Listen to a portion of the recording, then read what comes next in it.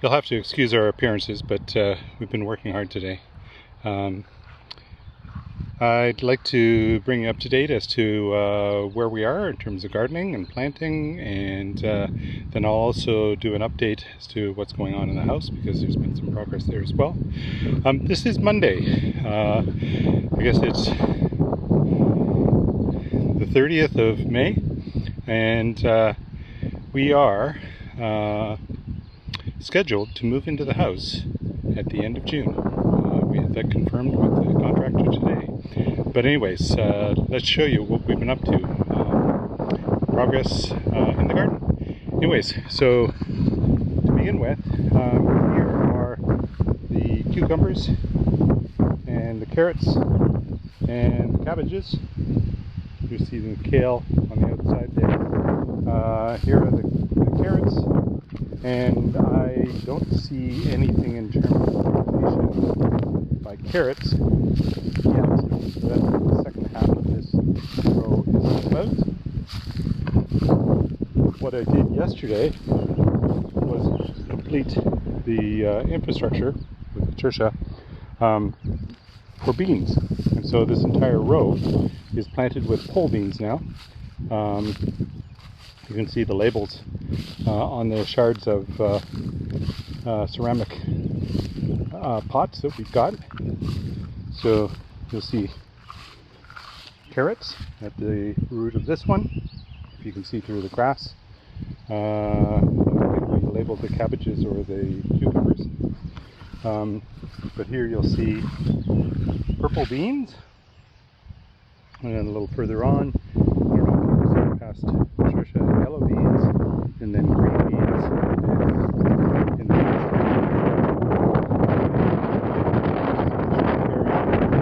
in the bed. Tertia helped me put the conduit up, connected. We're still missing one piece right at the end, so that one needs a connector yet. But the conduit's up, and the soil and compost and the tomatoes are going in. So we'll end up with an entire row of tomatoes.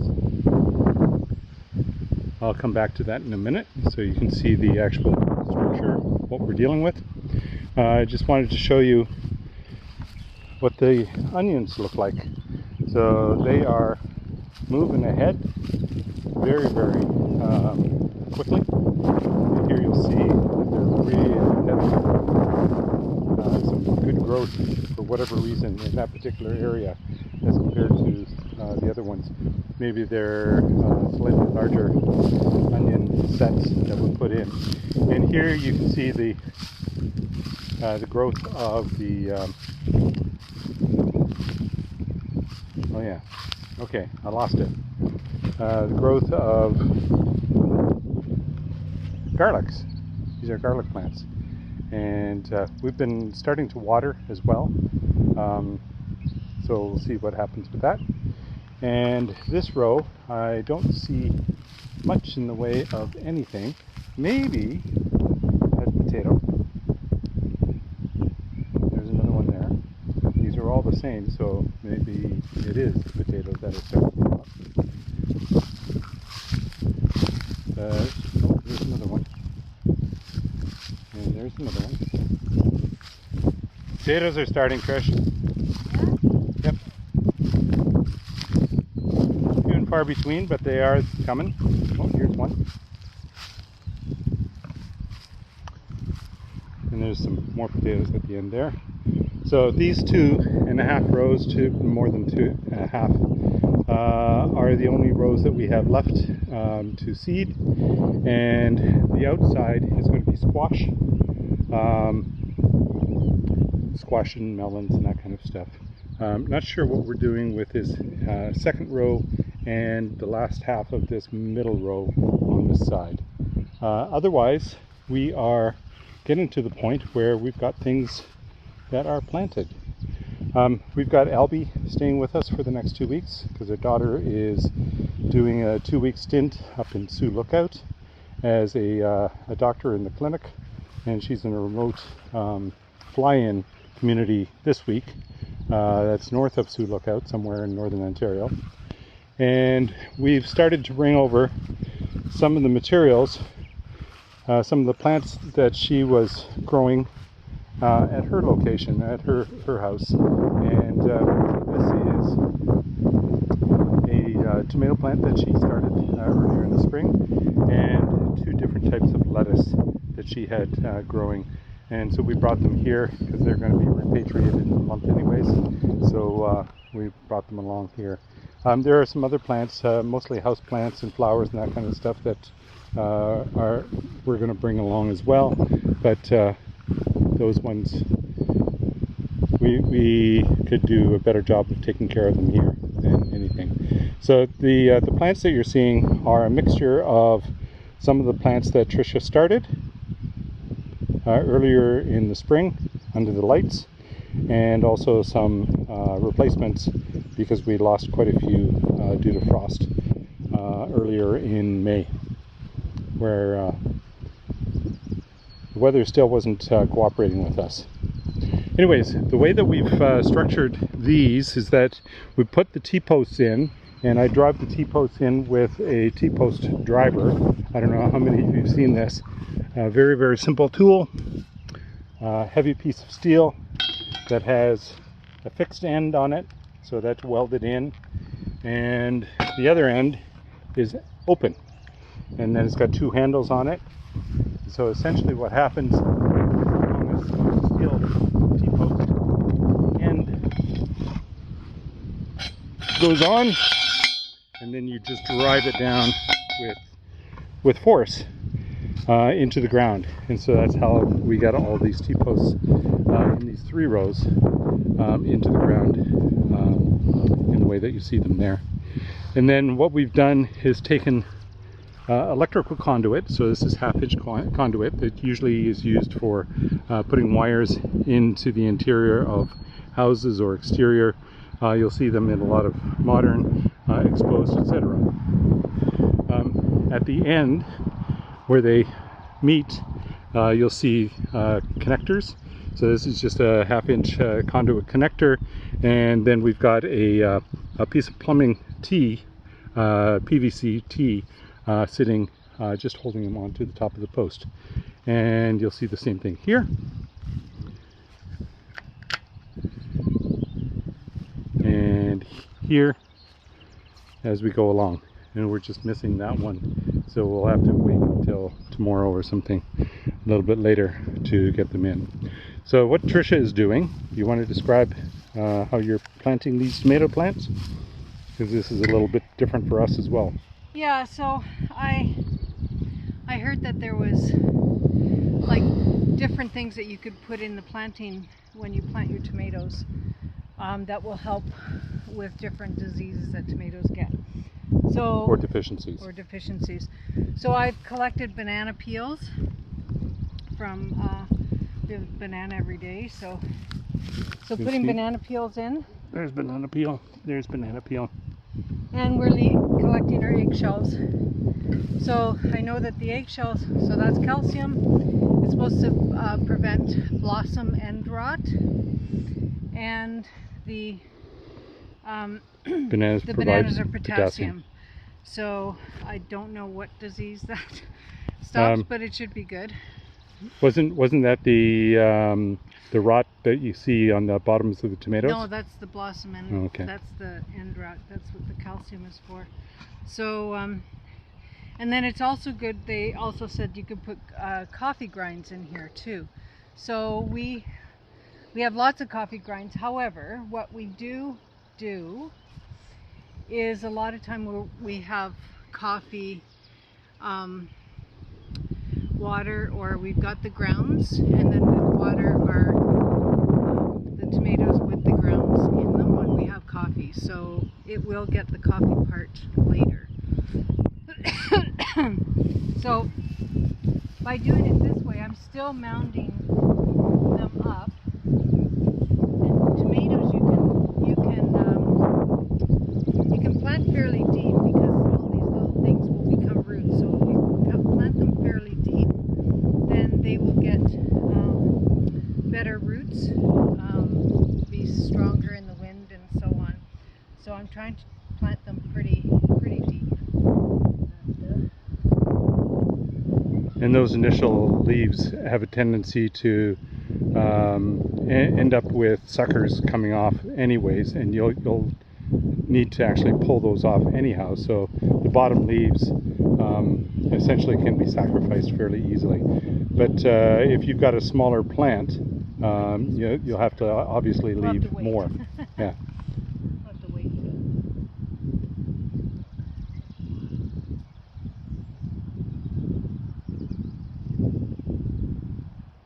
So you can see that with the triple mix and the compost that we put in, that the soil is nice and loose. It's got a nice working composition to it, rather than working in something that's really heavy. Now underneath, when I broadforked it earlier this afternoon, there is a lot of stones underneath. So under the 2 layers that we had from last year and this year's layer. So there's a lot of stone underneath there. And you can see some of that.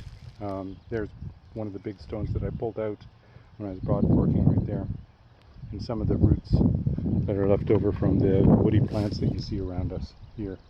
Most of those woody plants will be cutting off and then covering off with this tarp to actually make space for a new garden plot that will be under cover when we end up with the light tunnel. That's later on in the year. So that's some ways to go before we get there.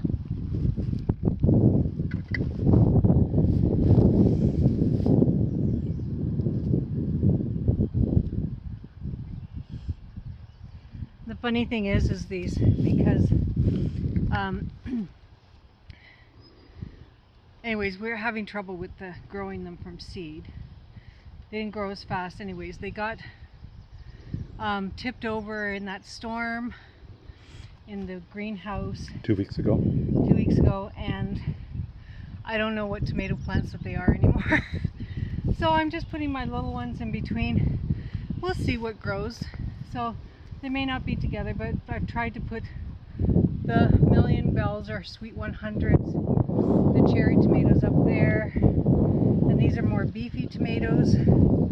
Beef Master, Roma. Mortgage Master one is called. So, yeah. A bit of an sale. Yeah. So anyways, we'll see how they do.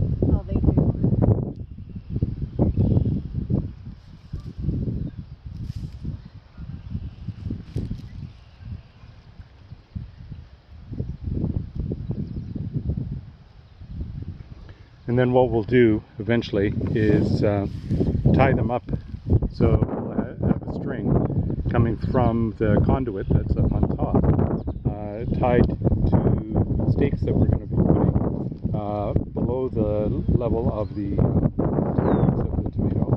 And the tomatoes will be trained to wrap themselves around the trellising that we're going to be providing for them. So it'll give them support as they're growing. We expect them to actually get quite high, so hopefully this is a prediction as to how high they're going to end up being. That's just a little under 6 feet, I think. Trish just making the row or the trough for the tomatoes. Now I know that the tomatoes that I started, some were really nice ones, Paul Rosen ones. They were kind of a blackish tomato. Purple. They really made nice sauce last year, but I think I lost those ones. So I probably have more Romas. They're good for sauce too. Well, and they're the Amish based ones. So I'm hoping that that I'll get something out of it.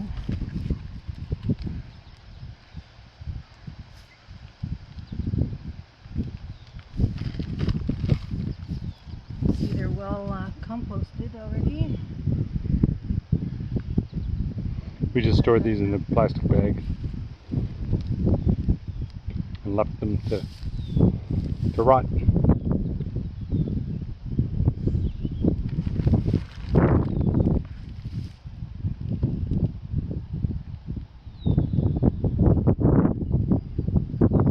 Oh, we're going to have Chiquita brand tomatoes.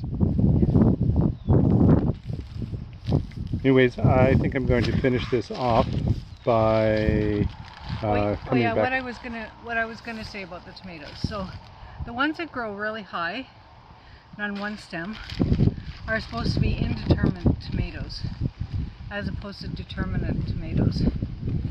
So I'm not sure the ones that I bought at the garden center are the Which type? indeterminate.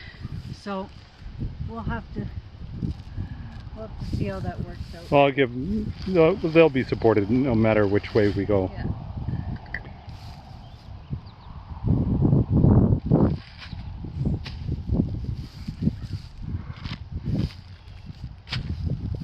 Last year we tried the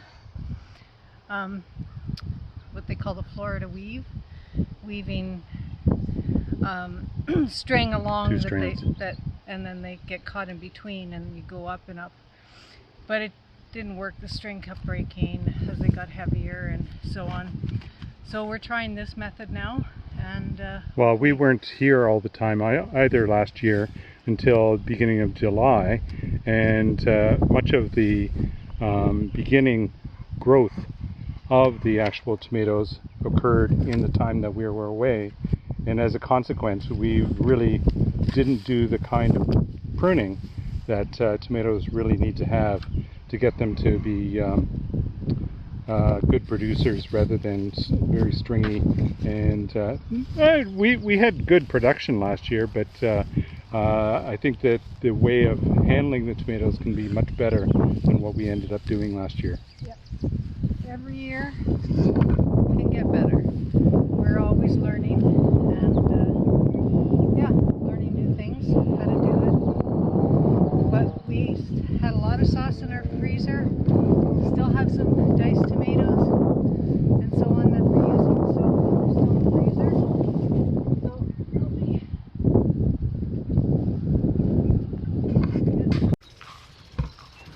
Patricia's finished planting the tomatoes, so I'll just give you a glance as to what that looks like, and you'll get a first look at the way that we're starting to handle our watering system. So here are the tomatoes. So 50 feet of tomatoes. Patricia had a couple of plants left over, little tiny ones that had come from our own seeding. And at the end you can actually see a sprinkler that I've set up that is basically just giving some water to about 3/4 of the tomatoes and getting the beans and the carrots again. And then later on this evening I'll move it to this end, so down to this end of the garden, and we'll get the rest of these 3 or 4 rows, three rows that I'm doing at this point in time. So it's just a really pinpoint watering. We have another watering device, a sprinkler, that is supposed to be a full range, but I just find that it's much more difficult to actually work with, and it doesn't do as good a job. However, it is nice to actually have the amount of pressure that we have.